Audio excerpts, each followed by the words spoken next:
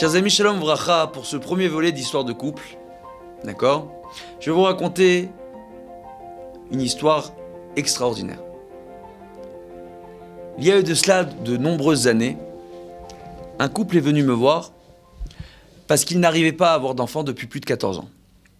Enfin, ils sont venus me voir, c'est pas exactement comme ça que c'est passé. En fait, ce couple était ensemble depuis de longues années, et du fait qu'ils n'arrivaient pas à avoir d'enfants et qu'ils soient partis ensemble voir de nombreux professeurs, de nombreux médecins, qu'ils essayaient de nombreux traitements et que rien n'y a fait, et qu'ils sont partis voir en parallèle de grands rabbanim, des grands kabbalistes, ils ont donné la tzedaka, ils ont tout essayé, mais que rien n'y a fait. Ils n'ont pas réussi à avoir d'enfants. Ils ont commencé malheureusement au bout de 14 ans de mariage, sans succès pour réussir à avoir des enfants.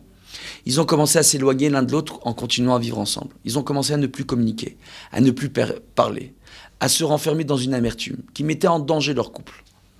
Un des membres de leur famille a décidé d'intervenir et a organisé un soir un dîner chez lui et m'a demandé de venir ce soir-là pour ce dîner en famille. Mais il n'y avait que ce jeune couple et moi au dîner en question, avec le membre de leur famille et son épouse. Et très vite, de fil en aiguille, lorsqu'ils ont vu ma belle barbe, mon grand chapeau, ma veste longue, ils ont fini par confier leurs soucis, leurs tracas, sur le fait qu'ils n'arrivaient pas à avoir d'enfants.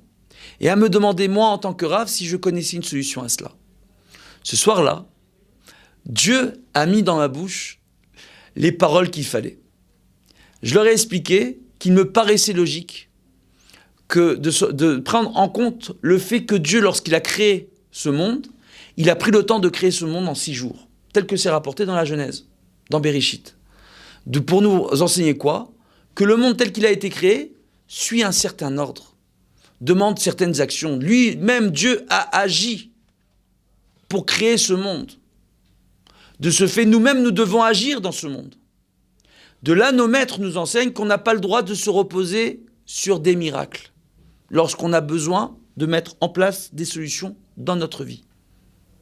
De ce fait, ils ne pouvaient pas se reposer sur des miracles en allant voir des kabbalistes et en donnant des sommes d'argent, ou en donnant la tzedaka uniquement, mais ils devaient non plus pas se reposer uniquement sur les solutions médicales, parce que l'un comme l'autre, ça ne les avait pas aidés, mais qui devaient faire les deux en parallèle. Mais que logiquement, il me semblait normal que pour la tzedaka, dans un cas pareil, il devait venir en aide, tout simplement, à des enfants dans le besoin, à des enfants dans la détresse, des enfants nécessiteux, des enfants orphelins.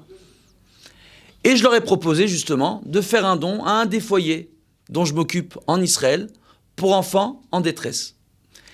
Et en parallèle, à la hauteur de leurs moyens, mais un don qui soit conséquent par rapport à leur rentrée d'argent pour montrer qu'ils font un effort vis-à-vis de Dieu. Mais en parallèle, je leur ai aussi demandé de venir voir un grand professeur en médecine que j'ai l'honneur de connaître et le plaisir de connaître, et de prendre conseil auprès de ce professeur en médecine, et d'aller le voir, pour voir si tous les médecins et professeurs qu'ils ont vus n'ont pas manqué quelque chose dans le dossier médical. Et de prendre rendez-vous, non pas pour qu'ils mettent en place un nouveau traitement, mais pour vérifier, peut-être qu'avec la pratique d'une nouvelle technique, de pouvoir aider ce jeune couple. Ils m'ont demandé tout de suite, où est ce professeur ? Je leur ai expliqué, on a pris rendez-vous chez le professeur, je les ai accompagnés chez le professeur, c'était la première fois que je m'occupais d'une affaire pareille, d'un couple, donc je suis allé pour ce premier couple avec eux, voir le professeur. Et le professeur avait, en analysant leur dossier médical, avait trouvé une technique à mettre en place qui pourrait permettre à ce couple d'avoir des enfants sans aucun traitement. Chose extraordinaire. Une technique, une manipulation à mettre en place par le praticien de la jeune femme. Et tout simplement, il leur a expliqué, il leur a proposé d'appeler le professeur qui les suivait pour expliquer quelle technique mettre en place. Et grâce à cela et la tzedaka qu'ils ont donnée, je leur avais dit qu'avec l'aide de Dieu, dans l'année, ils auraient un enfant. 10 mois plus tard, jour pour jour, un petit garçon est arrivé dans leur maison, une brit mila a eu lieu, et beaucoup de joie et de rire d'enfants ont rempli le foyer de ce couple. Baruch Hashem. Ils ont réussi par la suite à aussi avoir d'autres enfants. Ce qui est extraordinaire, c'est quoi? C'est que de là, on voit que quand, en parallèle, on se repose sur la Torah, tel que Dieu a créé ce monde, comme c'est nous a enseigné dans la Torah, à travers les enseignements de Dieu et de nos maîtres, c'est-à-dire de devoir agir dans ce monde pour régler nos soucis, Bezrat Hashem, et sur le plan naturel et sur le plan spirituel, mais les deux en parallèle, en corrélation, et de façon logique. Pour les couples qui n'arrivent pas à avoir d'enfants, venir aider les enfants qui n'ont pas forcément de parents qui peuvent s'occuper d'eux, ou qui n'ont pas de parents du tout. Et en faisant cela, de montrer à Dieu à quel point c'est important pour eux de voir leurs prières exaucées, mais aussi de venir en aide à leurs prochains. Je peux vous dire que ce couple-là est venu me voir il y a de ça de nombreuses années. Par la suite, j'ai eu des couples de tous les milieux, religieux, moins religieux, orthodoxes, qui sont venus me voir. À tous, j'ai proposé la même solution.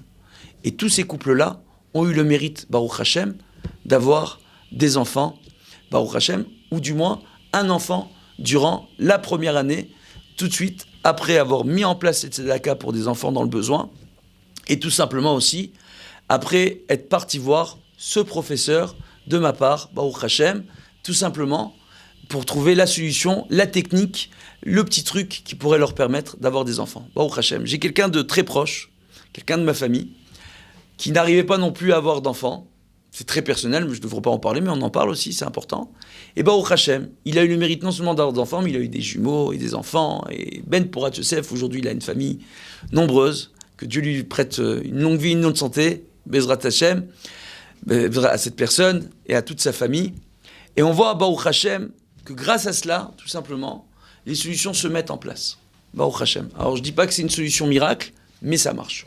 Autant essayer, Bezrat Hashem, et de savoir que quand on se remet entre les mains de Dieu d'un côté, mais qu'on ne se repose pas uniquement sur les miracles, tels que Dieu le veut pour nous-mêmes à travers les ordonnances de sa Torah, tel qu'il nous l'a donné et expliqué, Baruch Hashem, par le biais de Moshe Rabbeinu, lorsqu'on met ça en application, les solutions se mettent vite en place pour chacun d'entre nous. Bezrat Hashem, je vous dis à très bientôt pour le prochain volet de nos histoires de couple.